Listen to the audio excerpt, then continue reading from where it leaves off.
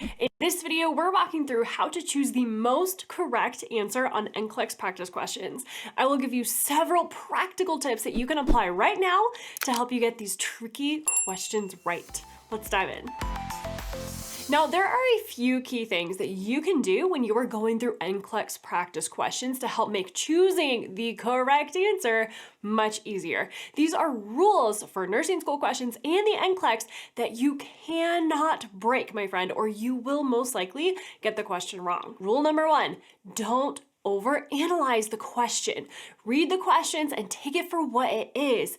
All the information you need is in the question. So if you don't understand it at first, read it again and again. There were many times in nursing school where I would get to a question and not think that it had all the info I needed, but it did. I just didn't see it. So remember, they're giving you all the info that you need. So if you don't think that they are, you're missing something, my friend. Read it again. Now, rule number 2, whatever you do, don't draw on prior real life experiences. Treat each question like it is a textbook case. Now, what do I mean by that? The patient has the perfect signs and symptoms, and they do not, unless it specifically says so in the question, have any comorbidities, anything else going on with them. Forget about all your past experience, your work experience, your personal experience, your clinical experience, and your experience as a parent if you have children. Forget all of it and take the question at face value. NCLEX questions are textbook cases. It is not real life, as much as they want it to be. So if you draw on your real life experience, you will really struggle to pick the right answer. Never make an assumption that something is true if it is not written in the question, okay? So treat each question, every question, like it is a textbook case of that one disorder or disease or whatever the patient's going through. Now, rule number 3, answer each question as if you have unlimited time and resources. So as you are working through your questions, act as if you have all the time in the world to care for this one patient the textbook way, and you have access to as many resources as you need. This is NCLEX world, my friend, not the real world. So be sure as you are going through NCLEX questions, you are focusing on not overanalyzing the questions, not reading into it, and think in NCLEX world context that you have unlimited time and resources to take care of this one patient. If you break any of these rules, you will probably get the question wrong. So don't do that. Stick with the rules, they will help you pass. Now, I'll let you in on a little secret, and most nursing students don't know this, but there are really some great tricks that you can use to get NCLEX questions and nursing exam questions right, even if you don't know what the correct answer is.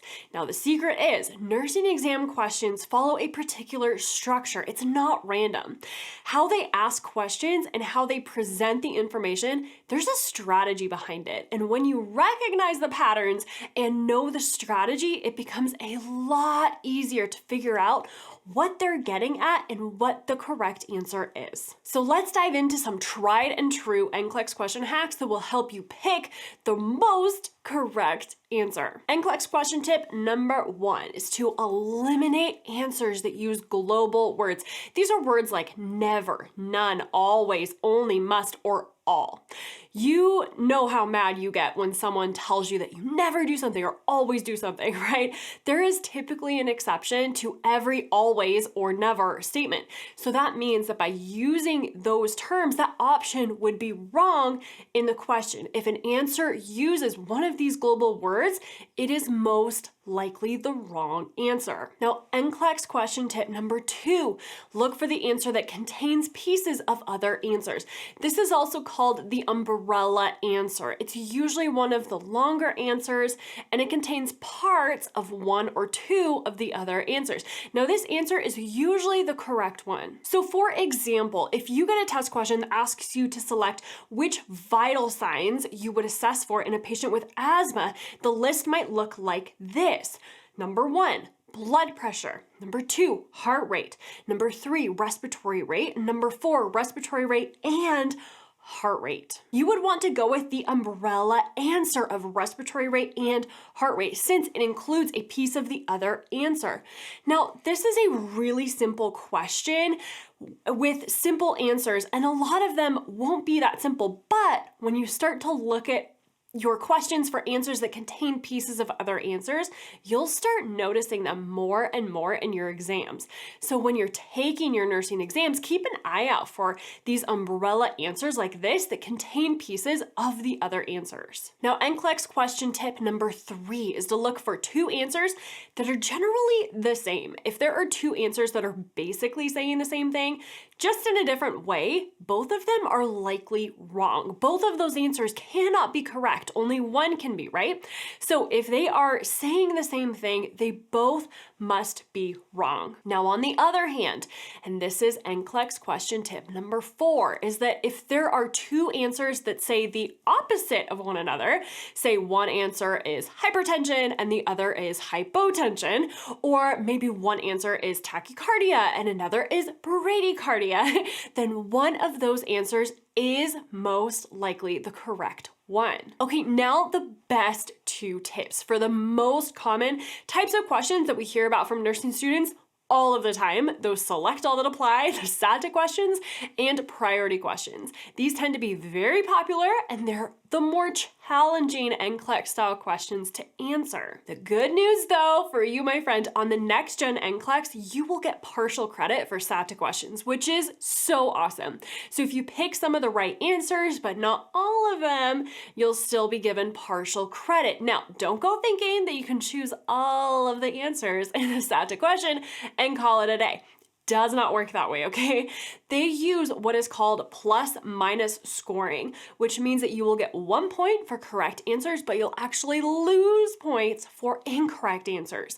So you do want to make sure that you are vigilant and you're critically thinking through the questions and doing your best to answer them correctly. So NCLEX tip number 5, when you select all that apply questions, go through each answer individually as if you were answering it as a true or false question.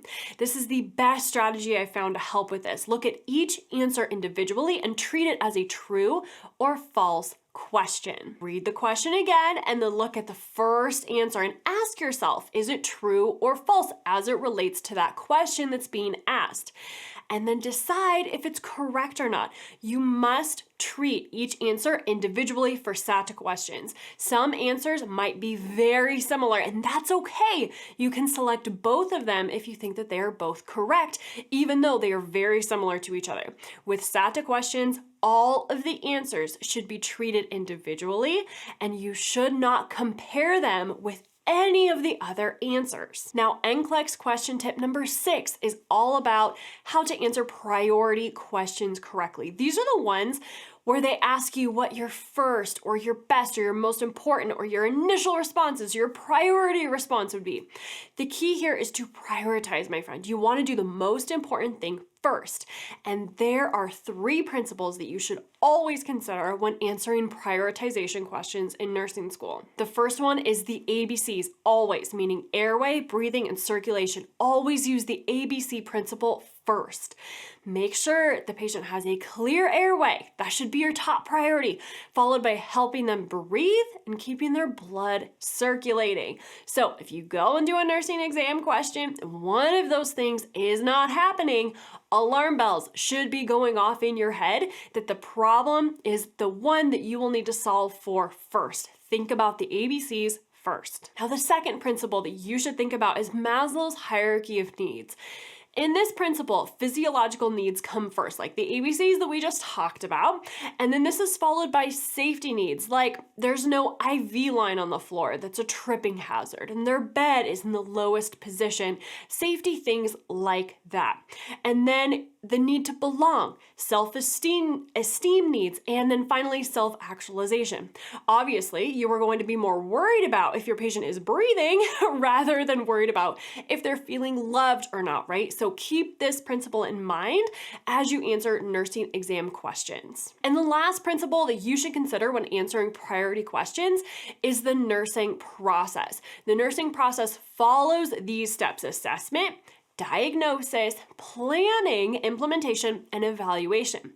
Now, the key here that nursing exams love to trick you up on is that you should always assess your patient first before you do any nursing intervention. So make sure that before you give a medication, before you do a treatment, before you start an IV, that you always assess your patient first.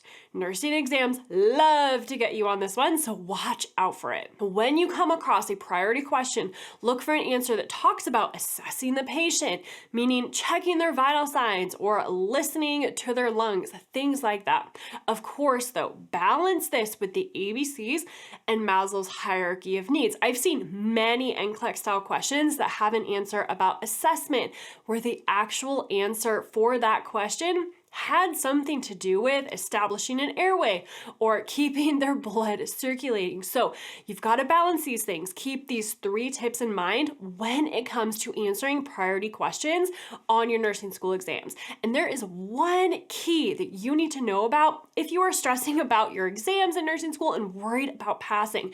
You have to know what to focus your study time on so you don't burn yourself out and end up failing that exam. So in this video, I'm going to walk you through how to study less but more efficiently so that you can go into your exams feeling prepared and confident and go become the nurse that God created only you to be, my friend. And I will see you over there in that next video.